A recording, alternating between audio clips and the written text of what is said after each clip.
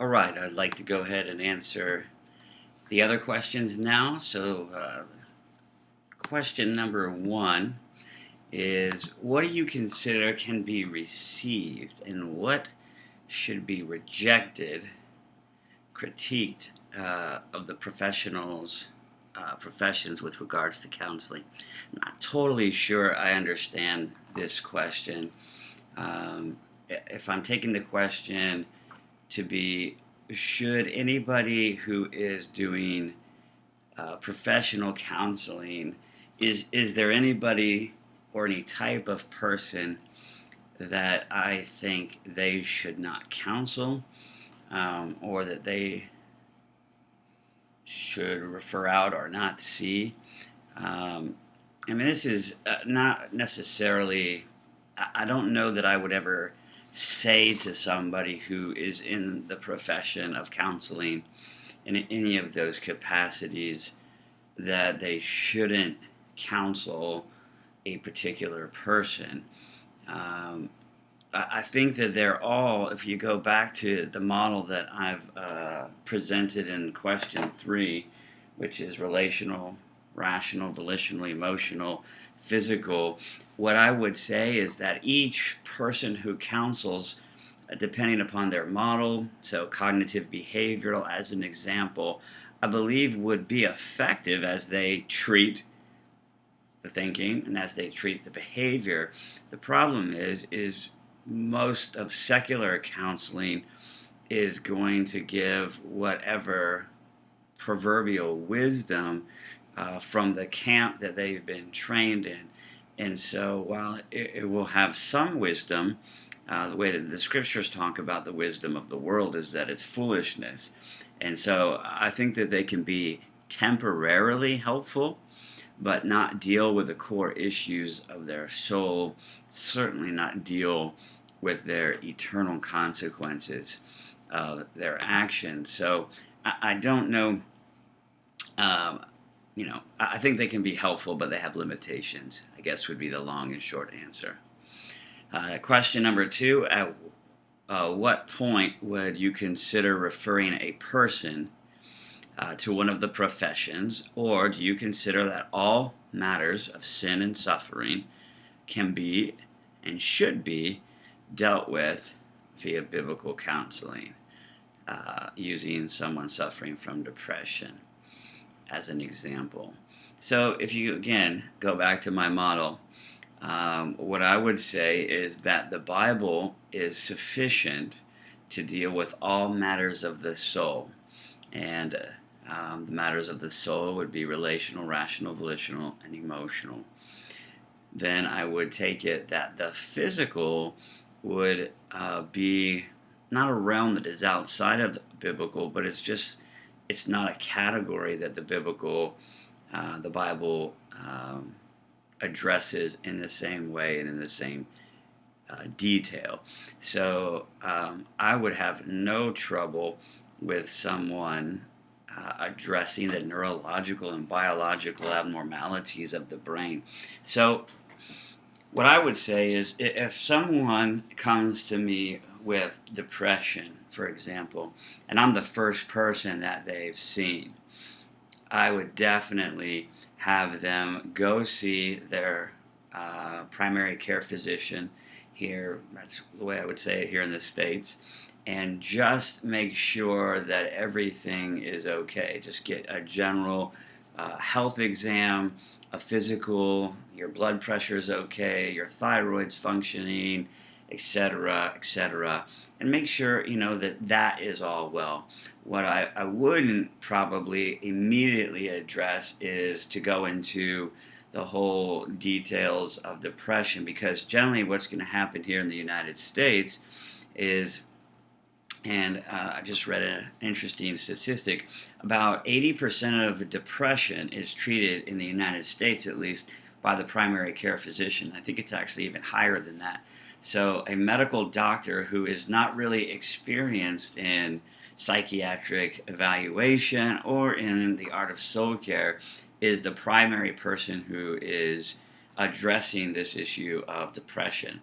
Well, generally what's going to happen is doctors have their kind of go-to medications that they treat. So that's probably what's going to happen. If someone says, I'm depressed, I've been depressed for a while, doctor is going to have his or her go-to antidepressants, and they're going to start putting someone in antidepressants. So what I would say to that person, go get a physical, make sure that everything is okay in the body, and let's begin to talk. I would, as I said in question 3, I would deal with diet, I would deal with sleep, I would deal with exercise, I would deal with stress and their well-being and their physical, and of course I would deal with their relational, rational, volitional, and emotional. If I'm moving along in counseling and I'm really beginning to understand that they're living in pretty good obedience, they're very sincere, they're involved in the process, they're really doing what I'm asking them to do, and they're having very, very little trouble, or they're not having victory. I'm not opposed that there could be a physical problem in the brain, but even most, I have an article, or it's a video presentation by a professor who is also a clinical psychiatrist, and he's also a pharmaceutical person who tests and makes drugs for antidepressants. And he himself, who's not a Christian, would say that the best way to treat most forms of depression, and we're not doing a very good job of it, would be with therapy and with medication. That just giving medication alone would be ineffective. Just doing therapy alone would be ineffective. Combining the two together has the greatest success rate. So I would say I am not a huge fan of medicine when it comes to psychiatric treatment, but I'm not against it. If someone came to me who was on medication, I certainly would never tell them to stop taking it. And someone who came to me and asked me if they should start taking something, I would be very cautious to give advice that way. So I would refer, going back to the question, I would refer people who I think definitely seem to have greater psychotic symptoms, i.e., out-of-body experiences, voices outside of their head, hallucinations, these sorts of things. Definitely brain has a function, so somebody who's experiencing physical symptoms of the brain that are way outside of my comfortability, I would definitely start with the medical and move to the psychiatric. All right, so that takes care of 1 and 2, and so I'll go ahead and stop the video here and then answer question 5.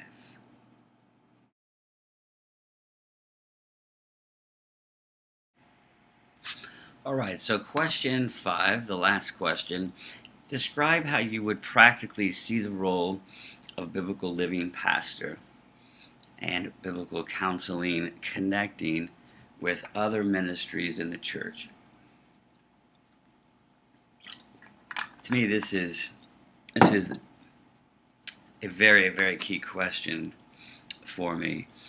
So critical, absolutely critical, that if I'm doing one thing heading in one direction, which is a completely different direction than the rest of the church is going, then it will have a one level of effectiveness that it could otherwise have if everybody was on the same page. So I would think ideally it would be great if we could all be on the same page. In other words, that all of the staff, all of the ministry leaders, all of the small group leaders would eventually have a framework to do biblical counseling, to understand uh, the human personality from a biblical perspective, that we would all be speaking a similar language, that we would know the counseling skills, relational competencies, and that we would all be doing that effectively, whether we're in a biblical counseling scenario, meeting with somebody, or having coffee at a Starbucks or a restaurant somewhere, that there would still be a level of biblical counseling that would happen across from that table. So I would like that everybody would have training in all of these areas and have a certain level of expertise that they could then pass on to their team. So to me, the relationship between the ministries is absolutely crucial. And could I be effective as a biblical counselor apart from the connection with other ministries? I would imagine that I could.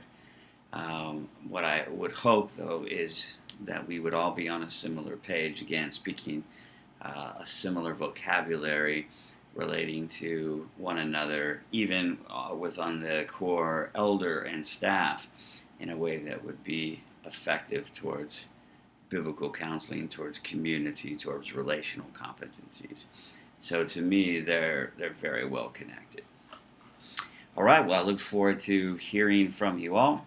I will like to send some questions to you all, so I'll compose that in the email. We'll talk to you later. Bye.